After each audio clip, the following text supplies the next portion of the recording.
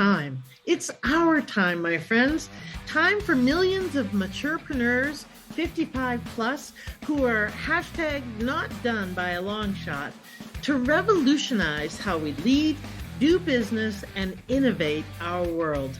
I'm your host, Jeanette Anderson, and welcome to my conversations with fascinating people who would rather inspire than retire.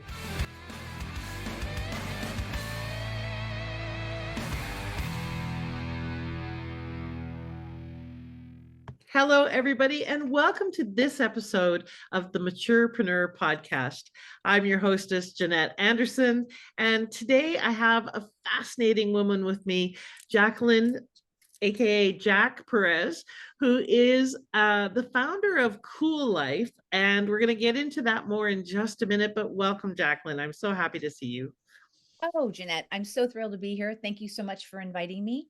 Awesome. We just met recently, but she's like a sister from another mister. So I'm going to tell you the official intro, and then we're going to find out, the juicy tidbits that we wouldn't normally guess or get from her website. So Jack is a pro-aging champion. She promotes normalizing aging for women through curated content and women-driven brands. With over 60 Kuel Category Thought Leaders and 40 women-driven brands, Kuel Life, spelled Kuel Life, offers women an opportunity to share, learn, shop, and play with our second act sisters. Having earned an MBA from the University of Chicago, Perez carried a hard-nosed business understanding to the entrepreneurial world. Jack's passions include spending time with her son, traveling to exotic, off the beaten path places such as Cuba, Jordan, Zambia, Bolivia, and Zanzibar. And endorphin junkie, Jack is an avid jump roper, Peloton fanatic, and a third degree black belt in Taekwondo. So do not cross this woman. Is the short version of that. So that's very cool, and we have a lot in common in turn, including our love of travel, which we'll talk about in a minute. But tell us something that people would not guess about you from reading your bio or your website or any of that. What's some juicy tidbit behind the scenes that people would just never guess about you? Wow, that's a good question. I am a performer. I am a singer, actor, dancer, and love to be on the stage. And I'm not sure that that's anywhere written down anywhere in my bio or on my site, but yeah, I'm a performer. If I see a stage and a spotlight, I can't help myself. I love that. I'm kind of like that with the microphone. Give me a mic. I'm a happy girl. So what kind of performing have you done in the past? Like musicals? What kinds of things have you done? Yeah, my genre for the most part, musical comedies, and I always play the character actor. Never got the ingenue, never got the leading lady, always got, the drunk or the stripper or but and I used to hate that when I was younger. I wanted the leading lady. Yeah. And then I got a leading lady part once, Jeanette, and I coveted the woman who was playing the drunk chaperone next to me. I was like, that is a much better role than this ridiculous, straight-laced, smiley girl that I'm playing. Yeah. So And well, isn't that a great metaphor for life? We often think we want that other role, that other way of being in the world, and when we try it on, it's like, well, but that's not me. That's not who I really am. I prefer this kind of juiciness over here. yeah, I prefer the drunk chaperone role over than the yeah. Or maybe just as drunk. The chaperone has to be responsible. So I don't know. So tell me a little bit about why Kuel Life? What prompted you to start that? A completely self-centered, selfish reason, Jeanette. And I think that is probably what drives many of us entrepreneurs. Girl, menopause hit me like a tractor trailer. You name the crappy symptom, and somehow I got it. So whether it was 30 pounds of weight gain, or whether it was anxiety for the first time in my life, or whether it was my inability to regulate my emotions, making me a pretty crappy individual to everyone around me, Mm. it was awful. And I thought, oh my God, what am I going to do? I'm 50. I think I was 53 at the time, 53 or 54. And I'm 59 now. And I remember thinking to myself, okay, Jack, actually, I actually said, okay, Jacqueline, because when I speak to myself, I use my formal name. I do. It's funny. Like like when you sit down and you have a chat with yourself, or you're giving yourself a pep talk, or even a reprimanding yourself, like you just need to get yourself straightened out. Yeah. I always call myself Jacqueline. So I was just like, I potentially lived 30, 40 years, maybe even 50 at this time. I was 52. I mean, who knows, right? And I thought, oh my God, I don't want to live that long feeling like this. Like, Yeah. I don't want that quality of life. It's not worth it. Mm-hmm. I knew I needed to do something to fix it. I went out there looking for answers. I went to the medical community. Don't even get me started on the medical community, because honestly, they don't know shit. Oh, are we allowed to swear on this All podcast? good. All good. Okay. They don't know anything about postmenopausal women. If you think about it, the focus has been on procreation, by women who have the biological imperative. So it's all about, keeping us healthy and our procreation healthy. But what do you do with the 30, 40 years after that biological imperative is gone? Yeah. And so the medical community wasn't helping me. The internet wasn't helping me, because honestly, this was 7 years ago. Everything out there, Jeanette, that I found was completely focused on the 30 something and below crowd. Mm-hmm. I'm forget postmenopause. I didn't even find things that were relevant for the mid 40s. Mm-hmm. Yeah. And I thought, there is no way that I am the only woman out there sitting there going, what the F am I supposed to do? Yeah. Yeah, exactly. And so I decided I wanted to be part of the solution. And I honestly, for me, it was about building this repository, this digital compound Mm-hmm. filled with as much relevant and empowering and useful information to tackle these gajillions of opportunities and challenges that present themselves at this time. And like I told you, you asked me like the why, and I told you it was a physiological issue for me that Right. drove me. But then if you really start to dig in, that's just one of so many things that happen, Jeanette. I mean, right? If you decided to have children, or even if you didn't want them, but you ended up with them, Mm-hmm. they might be leaving home. And Yeah. now you're dealing with that whole empty nest thing. How do you do that? Right. Are you happy? Are you sad? Are you both? The thing is, it's all normal, but we don't have the information. And so sometimes we're left powerless Mm-hmm. and not able to help ourselves. And so that was a very long answer to why. No, that's all good. Okay, well, that's why you started Kuel Life. But what would you say is your purpose in life? Because why talk about fluffy stuff? Let's just go right down to the depth. What do you think is your purpose in life? Wow. Well, I think I have a couple of them, actually. My first purpose in life, and that one's still going on, is preparing a human to live a fulfilled life that gives back to humanity, and creating a human that somebody else is going to want to spend most of their time with, because it's not going to be me. So, getting that human ready for the world. Yeah. That was a huge purpose. And it still goes on even when they're in their 20s. They still need you. Yes. But then it turns out that I had a second purpose, and that is to be part of this sea change, part of the paradigm shift in the normalization of aging. Honestly, when they talk about this 20, 30, 40 years, I want my name and I want Kuel Life involved in the conversation as some of the forerunners that started the movement. I can't do it alone, and I'm not trying to do it alone. Mm-hmm. But I want to be an active participant and a very vocal member of the group that does make this sea change. Yes. And that's my purpose, is to be part and parcel of the sea change, not just part of it, a leader. I want to help lead this movement. Yes. Well, and I suspect that if we looked at your history, and certainly, some of your background indicates this, that you have been professional shit disturber for a while. So basically, you've been someone who sees where there is an inequity, an injustice, or a gap, and took it upon yourself to bridge that gap, to be able to support people in having access to things that they otherwise wouldn't, or empowering them in some way. Is that true? That's, what did you call me, a shit stir? I love that. I might have to get a t-shirt made. Professional shit disturber. Yes. I think that most of the people who really know me in my life would give you props for that description. Like they'd say, yeah, you nailed it. You nailed it. Yeah, if I think about it, honestly, my entire life, I have been sort of out there. Mhm. If that makes any sense. I mean, it was funny because I just had another podcast interview this morning, and we were talking, she has asked me questions about my career, my previous life and my career. And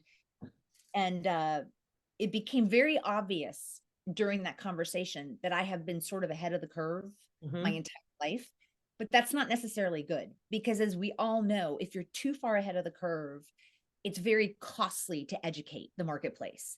Yes. And so timing is everything. And I had a marketing and PR firm back in San Francisco, and this was in the 90s. And we had virtual everything and just in time teams. Do you know how hard that was to sell back then? Like that we didn't have a brick and mortar, that we didn't have full-time equivalent employees that we had to pay, and to let them understand that this was a better model. Now it's like, duh, everybody knows that now. But in the 90s, not so much. Yeah. They wanted the fancy office, they wanted the secretary, they felt somehow that meant something. And it's like, that doesn't mean anything, people, but okay. Yeah, exactly. Yeah, other than my prices will be higher to cover all of this image related stuff that's not actually adding any value. So yeah, Right. well, and that makes sense because, the little I know of you, you strike me as a visionary and an innovator and someone who sees where things can be. And so that's part of being ahead of the curve. But you're right, that tends to get you anywhere from burned at the stake to just misunderstood and ignored, one of the, somewhere in that realm. So tell me a little bit about business for you and how you've kind of thought about it, because you've been in business a long time. You had your agency for 20 years, something like that. Yeah, And just short of 20 years. Yeah. But yeah, you've now started Kuel Life in 2017, I think. Was that right? that's when it was founded, but you know how that is. Yeah. It didn't roll out until close to 2019. But yes, I mean, officially, I guess the LLC 2017. But okay, so 2019-ish really got it rocking. What's changed as far as your experience of being in business over the years? And I don't just mean in terms of out there. I mean, what's different for you as a 59-year-old doing business than when you were 39? oh, I am not as hungry or scared. Mm. And that's a great question, right? Because when I was 39, if I didn't have like a really thick roster of clients in the oh my God, the sales cycle. For a second, I completely forgot what I was talking about. It would put me into a panic, right? I'd be like, okay, I was always managing that timeline and managing that. Oh my God, I can't think of the word. There's a word for it, of like having enough Your business. funnel, managing your Thank funnel. you. Yeah. That menopause thing is it's not for sissies. The word funnel. I don't know why I couldn't even think of it. Yeah. Yeah. So at 39, I think I was a lot easier to get scared and a lot easier to get worried and a lot easier to think, henny penny, the sky is falling. And now it takes a lot to shake my tree, like a lot to shake my tree. Like I'm not even sure. Well, I don't want to tempt the universe because I've learned the hard way that that's not a good thing to do. But yeah, it's just like, I'll figure this out. Maybe not today, maybe not tomorrow, but we'll figure this out. Exactly. Have a good record of figuring stuff out. I mean, why would we stop now figuring stuff out? Why all of a sudden am I going to be someone who can't figure stuff out? Exactly. Exactly. Well, and I love you actually just demonstrated really clearly one of the biggest differences as well I see in a lot of older women, and certainly in myself, is that we can go ahead and make mistakes like, oh, I can't find that word, or oh, I'm tripping over my words or whatever. And we just carry on because it's no big deal, because it's not about looking good, good all the time. It's more about just more substantive, who am I and how do I show up fully humanly in all of my shadow and all of my light, and know that that's a valuable and wonderful thing. So it's not, we don't have the same kind, we don't twist as much about being perfect as we used to, or at least in my experience, that's the case. And Oh, so it doesn't 100%. throw us, right? At 39, if I had done what I just did, like stumbled over my words and not known the word funnel, I would have been like, Jacqueline, what kind of entrepreneur are you? What kind of business owner are you that you couldn't even remember the word sales funnel in the conversation? Like, that's an incredibly important part of your, I would have beaten myself up. And this time I was just like, oh, funnel, right? Couldn't remember the word. Yeah, yeah, exactly. So that's, I think, one of the best benefits of getting older and being in business older, and even I know parents who have had their children older, et cetera. There's just a more relaxed into who we are-ness that I think makes a big difference in terms of how twisted we get. This doesn't mean we still don't get twisty. I just went through, I call it the great shit storm or shame storm of 2023, where I went through a whole process of, oh, I'm an imposter, I can't do this. And I've been doing it for 40 years, but all of a sudden I'm an imposter and can't do it. But it lasted for 3 days instead of 3 weeks or 3 months or 3 years or whatever. Whereas in the past, it has literally taken me out for like 2 years instead. And I, recognized it, let myself wallow for a day, called out for support, got cut my coach and a friend to remind me who I am, and got back on track. So I think it changes a lot. We still have our human experience, but it doesn't take us out as much as it used to. But speaking of challenges in life, you had a pretty significant challenge when you launched your business. You had a business partner that got sick and died. What was that? What did that experience do to you? Well, so yeah, I mean, she wasn't just a business partner, she was a dear friend as well. So it was hard because I'm not gonna lie, Jeanette, and I'm still a little angry at her. And this has been, it's like 3 or 4 years ago, and I'm still a little angry at her because she died of something that she didn't need to die from. She Mm. died of colon cancer. And oh my God, if anyone's hearing this right now and thinking, I don't know, should I get a colonoscopy? Should I not get a colonoscopy? Oh my God, get the colonoscopy for God's sake. Yeah, there are risks, but the risks don't even come close. Don't even come close to the benefit of knowing whether or not you have polyps. And you don't have to die from colon cancer. You don't have to. It's not necessary. Yeah. And so you can tell I'm still a little bitter about that. But yeah, it was devastating. And also, I mean, this because you're an entrepreneur. There were two of us building this business. Mm-hmm. And we worked, I'm not making this up. We worked 7 days a week, Mm-hmm. probably 10 to 12 hours a day, each Mm-hmm. of us at the same time. Mm-hmm. And she lived in California and I was living on the East Coast. And so what we would do is I would go there for a week, 1 month, and then Mm-hmm. the next month she would come in for a week. And then the rest of the other 3 weeks, we would just work remotely and through Zoom and whatnot. So what happened when she passed away? Well, she made me promise that I would keep going. Like Mm-hmm. 2 days before she died, we were sitting in her bed. She was able to get home to die at home, which was awesome. That's what we were working towards, to get her out of the hospital. And we were sitting there on her bed holding hands watching Jane the Virgin because she was in so much pain, and that was kind of a light-hearted show that kind of distracted her. And we were just sitting there holding hands, and she just looked at me and she said, "You're going to keep going, aren't you?" I'm like, "Yeah, I'm going to keep going, Robin." Mm-hmm. And so kind of didn't have a choice. But it's really hard when you've got double the people working those types of hours, and then you think that you can keep that up, that you can make up that slack. Oh, I am so sorry. I did not anticipate. No, that's all good. It's part of the being real about what we go through. Yeah. And the reason I asked you about that is because there are so many things that happen, especially later in life. We lose people, we lose partners, we lose the loved ones, and it can take us out of the game. And so it's important for people to hear that even when you go through incredible shit, there are ways to get through it. So Yeah. how did you? What did you do? Because you're right, you could have driven yourself into the ground. So how did you get through it? Well, I did exactly what you think I did at the beginning is I took it on and I just and that also helped me stay distracted and not think about it Yeah. because I didn't have time to think about it because I was working nonstop, nonstop, every waking moment, nonstop. As a matter of fact, my family was just like, excuse us. Mm, yeah. There are other things in the world, Jacqueline. There really are.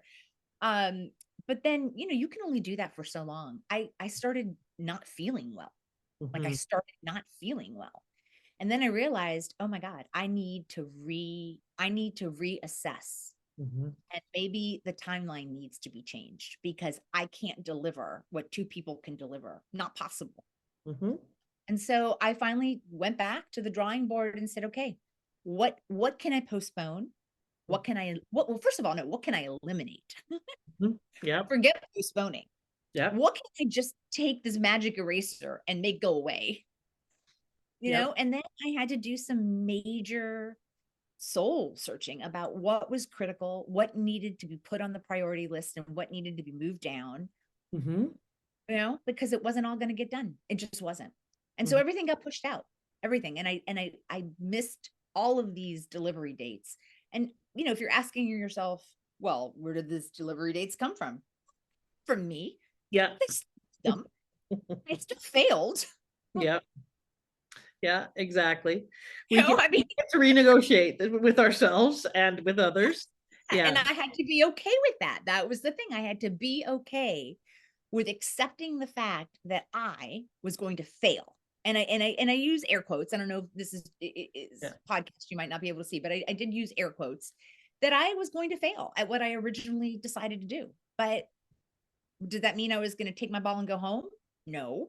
I right. just needed to figure out a different way. Yeah, yeah, exactly.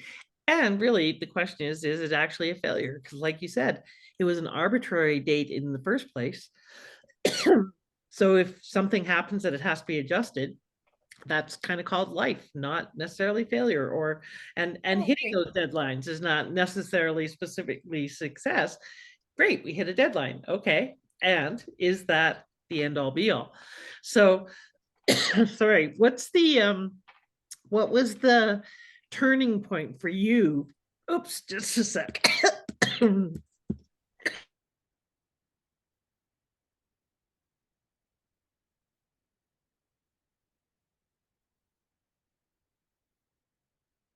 Do you have water?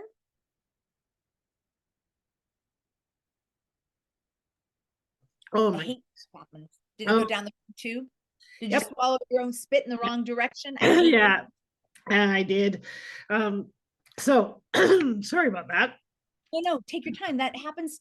Here's the weird part. Is this happening to you now, but it didn't used to happen to you when you were younger? Yeah. Okay, me too. And I Googled it to see, like, what the heck? Here's another example.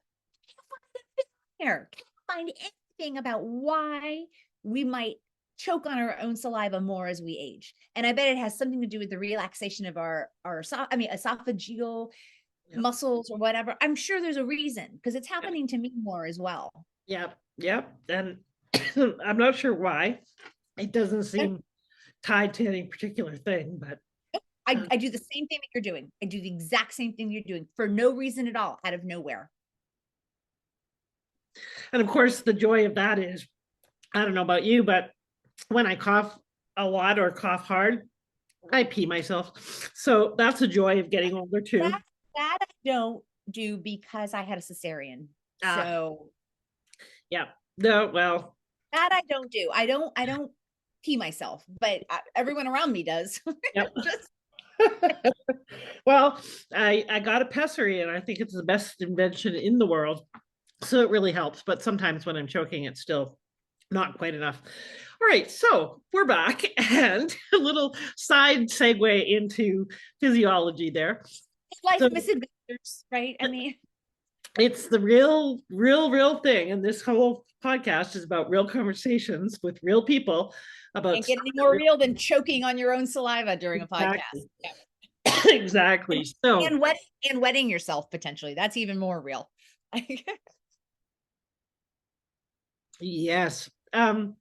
Okay, so what I was going to ask was, what was a turning point for you in your business where you really felt like this is working now?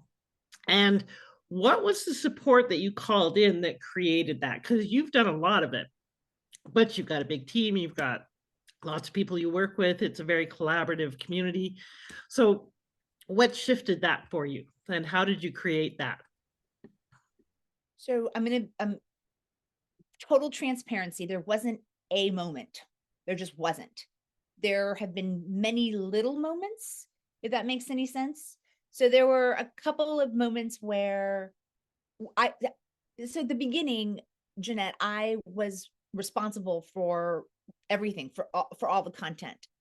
I am not an expert on all things midlife and beyond. That meant for me to write an article required an inordinate amount of effort because I had to do all the research and create the content. I knew that that was not feasible, nor did I want to do this by myself entirely. I knew I needed to find the women who were already doing it out there in the world. They were already providing this guidance, these insights, this wisdom in these particular opportunity lanes that I call every woman has her lane, so to speak. And I thought, well, what better way to bring this to the world than to bring all of these amazing women together in one place, so that everyone can easily access them. And there's, an economy of numbers as well, right? Because once that machine gets rolling, everybody gets more visibility. And so I think one of the moments that made me realize I was on the right track is when at the very beginning, I had a pretty good success record, even when I had a crappy put together by me website that literally looked like it was put together by, someone using chewing gum, scotch buckets of tears, right? It's terrible. And I had hardly anyone on it. I had no social media presence. And so, not everyone said yes to me, because why would they? What were they going to get out of it? And so I had a moment where about a year and a half into it, I ran across a woman who I started speaking to about the site. And she's like, oh my God, I want to be part of that, blah, blah, blah, blah. And so she signed up. And then somewhere in, how like you're digging through emails or somewhere in the history or whatever, I find that I had reached out to her originally and she had said, no, thank you. Originally. And a year and a half later, she's like, oh my God, I want to be part of this. And I thought to myself, okay, this is just going to take a little bit, but you are on the right path, because this individual literally said no to you and then redecided. Yeah. I mean, because it's easy if someone says yes immediately, it's easy to go, oh, look, I got a winning hand. Yeah. But when you say to someone, here's what I'm offering, and they say no, thank you, but then they come back later and they say, listen, upon reflection, I think I'd like to be part of that. Yeah. Yeah. Then you're on the right track, and you've evolved, and they've probably evolved as well in that journey. But a no is not forever. Well, I took it as a sign for me. Like, you would ask me what were my signs, and I took that. So I never had like one particular aha moment, but I've had several of those type moments. I'll get a card in the mail from one of the women in the community, not even a thought leader, a woman in the community. I'll get a card in the mail thanking me for doing. Cool. Yeah. Yeah. And we never know where and how we're making a difference, really, or we seldom know all of the ins and outs. I'll sometimes get someone who says, oh, that podcast episode from 6 months ago was so impactful. It's like, okay, I guess they are listening. Good. Okay. So you don't even know which one they're talking about. Yeah, exactly. And you don't even know which one it is. Yeah, exactly. So tell me what advice you would give the younger you, or something that you wish you had learned earlier. Oh, to not beat myself up so badly and so quickly and so voraciously. Holy, I have a lot of body makeup on. You can't see the bruises. No, I'm teasing. But I've spent a fair part of my life Yes. uh knocking myself around. I mean, there is no one who can criticize me, no one who can badmouth me or treat me as badly as I can. Yes. Yeah. And I wish I could go back and tell that Jacqueline to lay off, Yeah. because I'm going to be just fine and I'm a good person and I've got a lot to offer the world, and I'm going to make mistakes and I'm going to fall down. I make mistakes every single day. Yeah. Many, probably every single day. Yeah. I don't notice them as much anymore. Yes. I And you don't don't know. hurt yourself for them like you used to. Yeah, absolutely. And it's just something that it takes a while to get that we don't deserve that kind of abuse. We wouldn't do it to someone we love, and so perhaps we shouldn't do it to ourselves because we love ourselves more. Um, so what advice would you give to a woman who's in her 60s or maybe 70s or maybe 80s and is thinking about creating a business or thinking about doing something that's meaningful for them, that wants to contribute, and maybe thinking, oh, it's too late? Oh What? God, it's not. Stop it. What I'd like to do is get in the room and slap them across the face is what I'd like to do. Because no, it's not too late. Are you breathing? Are Yeah. you breathing? What else are you going to do with your time? I mean, and there's nothing wrong with knitting and baking cookies if that's what you want to do. But to me, that's sort of if I think of like, I'm not doing anything, it's because I'm knitting and baking cookies. That's my thing. I'm not Yeah. saying that that's a bad thing, but that's my not doing anything. That's not anybody else's not doing anything. Right. That's my version. And so, yeah, the same thing I would tell someone who told me that they've never exercised a day in their life and they're 60 or 65 and they want to start and it's too late. I'm like, no, it's not. It's not too late. Your body will respond. It's Yes. going to take it a while. You're going to have to be kind and slow and gentle, but it's going to happen. The same thing with starting a business. As a matter of fact, it's the opposite. You have so much more wisdom and experience. And so you're probably going to jump over hurdles that you would have tripped over 10, 20, 30 years ago. And Yes. now they're not going to be hurdles because you just know better. Yeah. Yeah, exactly. Well, and I kind of in a similar vein, because you and I both love travel and do a lot of traveling and do quite a bit of traveling on our own as well. What would you tell the woman who is thinking that maybe I want to go live in another country, or maybe I want to be a snowbird, or maybe I want to, do a mobile lifestyle like I live, fully mobile lifestyle, but who might be a little trepidatious about striking out on their own or traveling at that age or whatever? What would you tell them is based on your experience? Well, you know what? You got to start somewhere. So don't pack your bags and put everything in storage and move to a foreign country if you've never spent a weekend away from your family. That is not a good idea. You're going to have a hard time with that. But, you know, travel domestically. Go on a long weekend. Plan a solo weekend somewhere at a bed and breakfast. Bring your best book, bring your journal, bring your AirPods or whatever it is in your best music, and just step out for a couple of days. I swear to God, this is so true, at least for me. Like if I am looking at a mountain, right? If I am looking, well, I'll give you an example that's personal. I am a third degree black belt. I did not become a third degree black belt day one. As a matter of fact, it took me 5 or 6 years to become a first degree black belt. Right. And that was basically just you kick and you keep kicking and you keep kicking and you keep kicking, and literally thousands and thousands and thousands of kicks. And most of them aren't particularly good, don't land very well. Most of them are you kind of want to walk away. Mm-hmm. Same thing with anything. So if you want to travel, don't become a third degree black belt on day one and move yourself to Dubrovnik, because that's going to be rough. but start small. Pick just something interesting that's drivable that you can manage. So if you do freak out, if you do panic, you can go home. What's the worst thing that could happen? Yeah.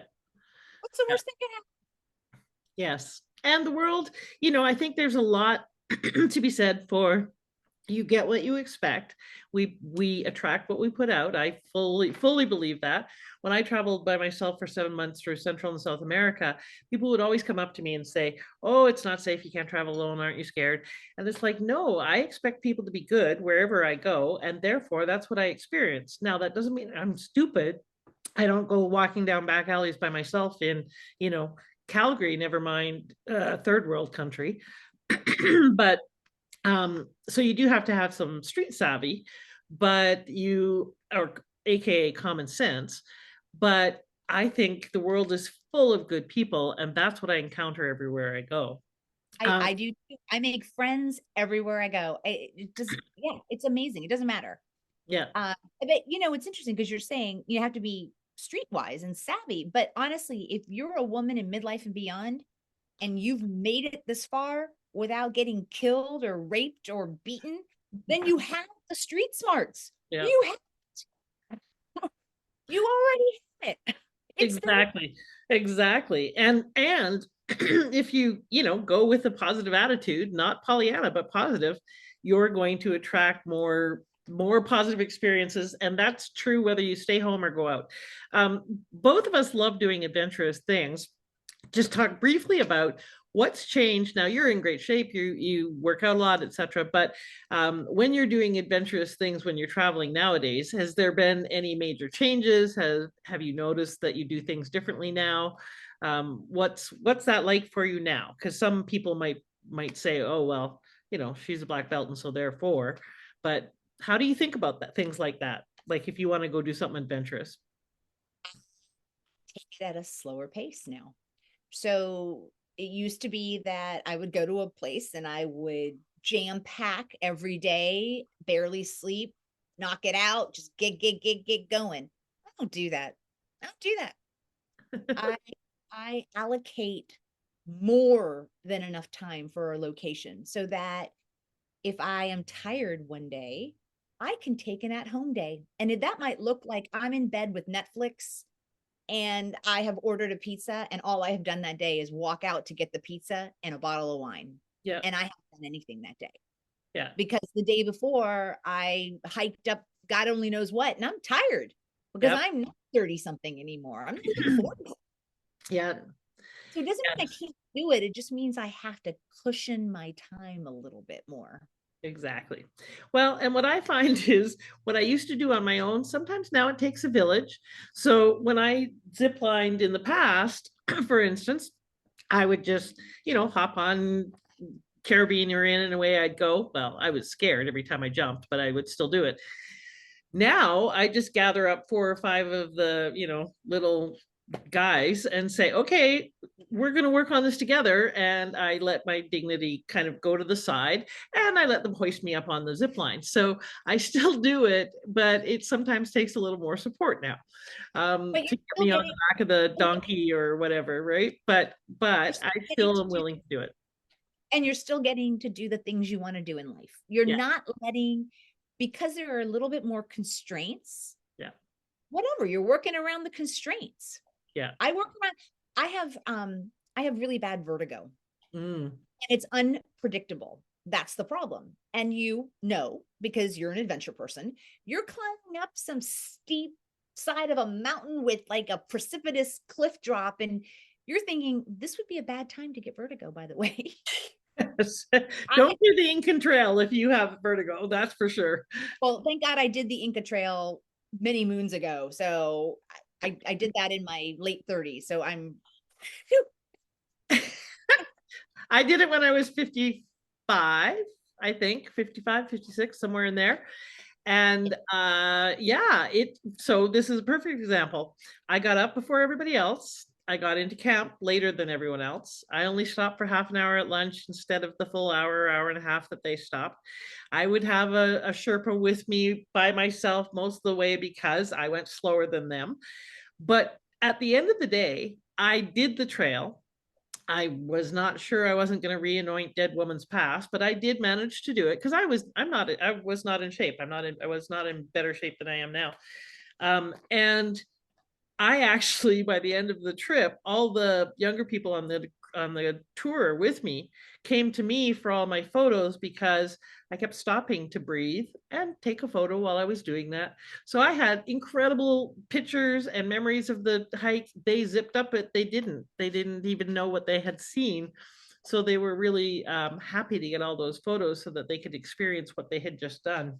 Um, so That is such a great story that you just told. I mean, there is so much richness in what you just said.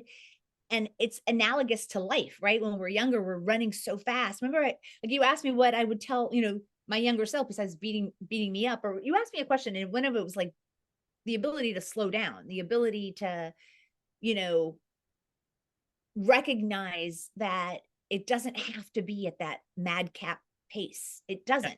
And you miss out on a lot if you're doing that. yes, yes. You miss out a lot of life in the rush. So tell people where they can find out more about you. How can they find you, and how can they find out more about Kuel Life? Well, simple. Just go to the site and it's kuellife.com. And I spell Kuel Life a little cattywampus. I spell it with a K. So it's Kuel. Mhm. And so many people ask, well, where did you get that word for cool? Because it's pronounced the same way as cool. Yeah. Believe it or not, Jeanette, it is a synonym for cool on the Urban Dictionary. I didn't make it up. Huh. I Interesting. found it. I found it. Very And cool. the reason I picked it was because I truly believe that there's a significant chasm between mini skirts and depends adult diapers. And that is the space in which we can live our cool life, however we see it, however we want to live it.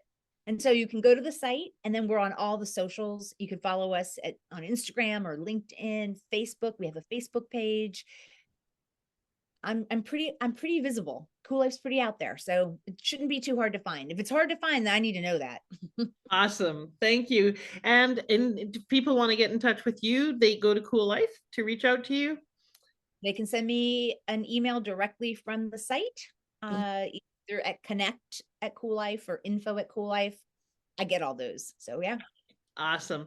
Thank you so much for being here. And before we wrap up, like, I just love your energy, your commitment to normalizing aging, and not beyond normalizing it, encouraging people to realize that it's not just your choice to be decrepit and past time and wait to die. It is about living fully now.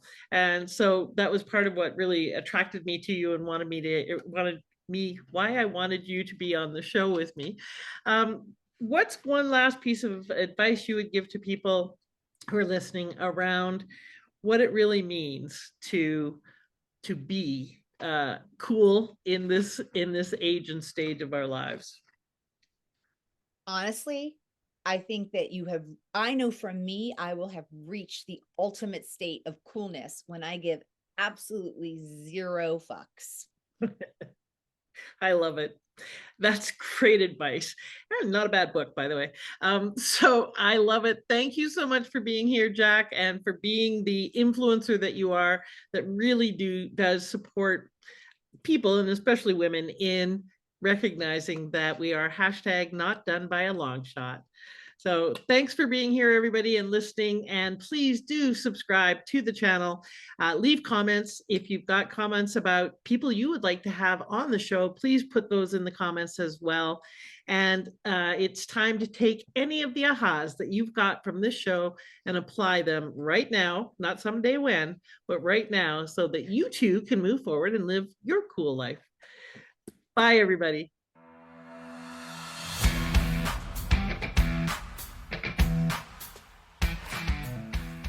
Thank you for listening. I'd love it if you left a comment and subscribed. And I encourage you to apply one aha from this interview right away so you can turn your wisdom into wealth and your contribution into positive change. Bye for now.